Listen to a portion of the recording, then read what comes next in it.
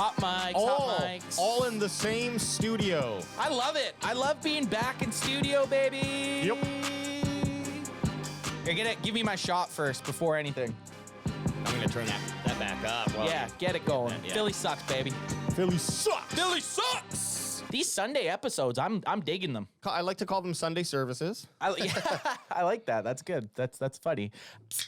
Crack good oh, idea. fuck. Crack him if you got him for that solo show. Crack them if you got them. Crack 'em, baby. Crack 'em if you got 'em, son. Crack them if you got them, son. Before you talk about the movie, I know AJ has a little story, so we're gonna do a little story time. Why are we early today? Before I say, I'm going to say what up, Dallas Cowboys Chris, who's in the chat. What up, Chris? What's up, Chris? I also want to say a big shout out to Levi, who's been in the chat, saying he's subscribed on all the Sick, all the electronics. dog. Thanks, Levi. Love Appreciate. Appreciate it, man. Hey, Levi. Send nudes to the DM. My 10-year-old is at QB camp and wide receiver camp today, so you gotta make time. Oh, he's playing Huck'em Chuck'em football Yeah, to himself? because I was saying to the guys, family knows that on season Sundays, any Cowboy game days, like if they play on Christmas Day, guess what?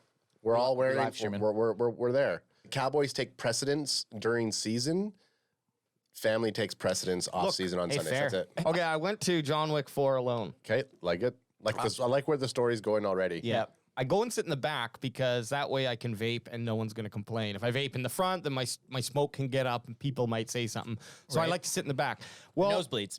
I'm nosebleeding. Yeah, and that's why we only go to nosebleeds in Cowboys games. Yeah, also, yeah, exactly, right? exactly. So AJ can vape in not his shirt. It's certainly not the extreme cost of moving anywhere. One seat closer goes up $1,000. John Wick 4 starts playing, and about 2 or 3 minutes in, so I'm like just getting in, eating my popcorn, drinking my soda, popping my M&Ms in my mouth all at once. Just So are you still doing M&Ms and popcorn at the same time? So you take a M&M almonds too. Okay, sweet. Made that Like it. upgrade. And this guy, I kind of only see him at the last minute, obviously, but he walks in and kind of drops this dude off in the row, and he comes and sits down, and then the other guy walks away. So I got this now dude sitting like uncomfortably close to me in an open theater. Empty theater. Fairly empty enough that he could have moved a row ahead and we would have had some I space. hate that so much. So I'm like, fucking dude. And this guy starts like tweaking and looking around. Now I'm thinking, was this guy tweaking somewhere and this guy just came and dropped him off on this seat and now he went and sat back down. So now he gave me the problem. And the guy's kind of acting weird and he's making me stop focusing on the movie. And I'm like missing kind of these key plot moments points. of the plot setting up, and I'm getting pissed off and angry. And I'm getting on the verge of being like, hey, buddy, can you go sit in the seat? Like ask him to move away from me. What was the attendance so far? 15, Okay. 20 people, like enough that everyone's split out, and there's a lot of groups. Okay. I just want to know capacity. Yeah, if it sounded was like full, then so be it. When you said solo movie, I thought you were in the theater by yourself. And No, then no, one dude no. came in. Sorry. Okay. No. There Yeah, are okay. pockets of people. No, solo as in he had no one else to go to a movie with. Well, eventually, the guy comes back and sits down, and he's with a group of 4 people. They come and sit down, and this guy calms down finally. And so obviously the scenario was that I decipher as I'm now paying attention to trying to decipher what's in front of me with the scenario. The dude is with his buddy and probably a third friend who has a girlfriend, and she brought a friend.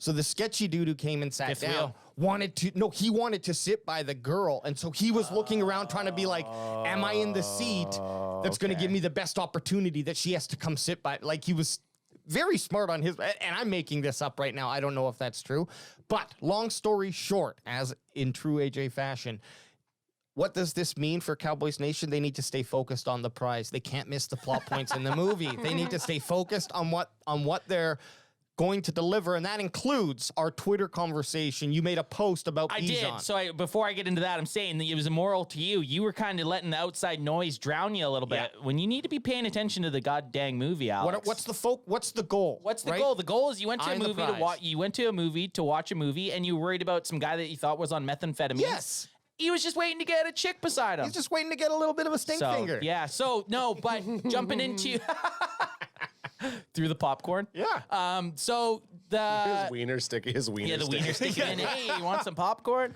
So extra butter.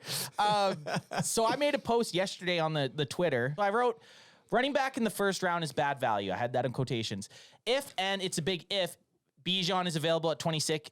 It's a home run, no-brainer pick. Top 5 talent in the draft and will instantly make the team that drafts him better. That's all I wrote. I didn't even say that the Cowboys need to take him. I said it's a no-brainer pick. And let's just say this. The Twitter sphere is not digging running back at 26. That is true. So, and I get the whole running back at 26.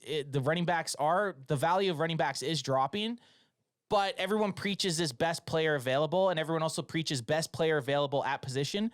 Is running back not a position of need right now? We have Tony Pollard, who's our starting running back coming off a broken leg, who's on a franchise tag. So he's not even guaranteed going to be a Dallas Cowboy in 2024. Yeah. And then we signed Rojo to a 1-year deal. So do we have our long-term starter at running back right now? No. So why isn't running back a position of need going into the draft? And 2, if Bijan falls to 26, he is 100% the best player available. If he makes it there, I think we agree in this room, and I see people saying online as well, like 15th is probably where he's going to be going max. I can't see him getting out of the top 15, to be honest.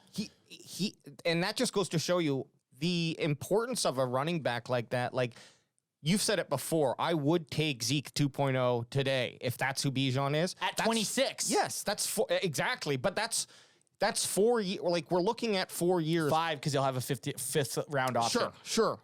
But that really doesn't matter because we're not looking for that player. I mean, in the first round, we're not looking for that player who's going to be there in 3 years at his top play. We need someone who's coming in now. Hitting the ground running.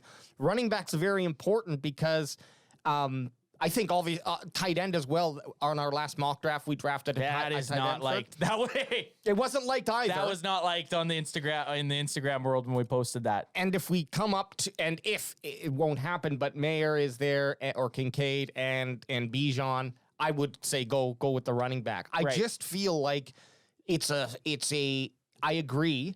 It's a position that gives you about 5 years with the player, so it's not as great as say guard or O lineman, which we could also need. So, and that is the argument.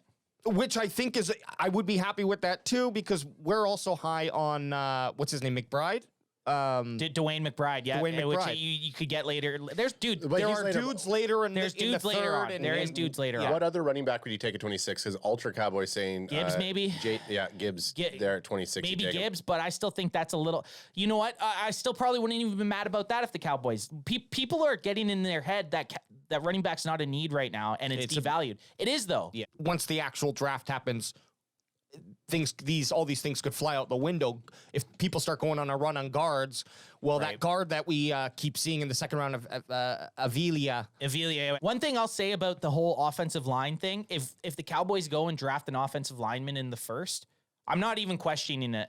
These guys have knocked out first round offensive linemen out of the park for the last 15 years. Zach Martin, Tyron Smith,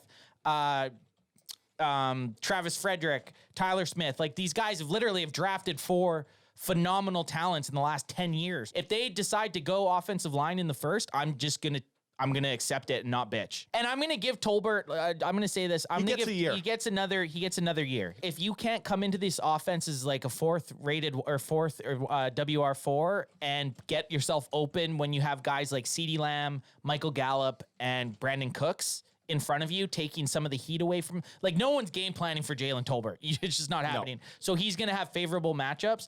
If he can't find soft spots in zones or beat his man one-on-one when he's playing against the 3rd best or 4th best cornerbacks, this is kind of his best situation right now. If he doesn't do it this year, it's probably safe to say we're going to move on from him. And then the year prior, obviously 2021, the Micah Parsons draft. In the second round, we took Calvin Bossman Joseph, who has not panned out. There's a very real possibility that Calvin Joseph, depending what we do through the draft, does not make this final roster.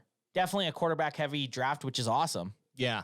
If you're not looking for a quarterback-heavy draft is one of the best things, especially if you're picking in the top 10. A quarterback draft like this, people with the top 10 pick that don't need a quarterback, like the Bears and the Eagles, these guys are laughing. I'm always keeping an eye on what the Eagles are doing because we got to look forward to that. We can beat the Giants. We know that. Washington should beat the Commanders. Should be able to beat the Commanders. So the Eagles obviously are the They're looking to be the first team to repeat They could. NFC East champion in the last fucking 15 years.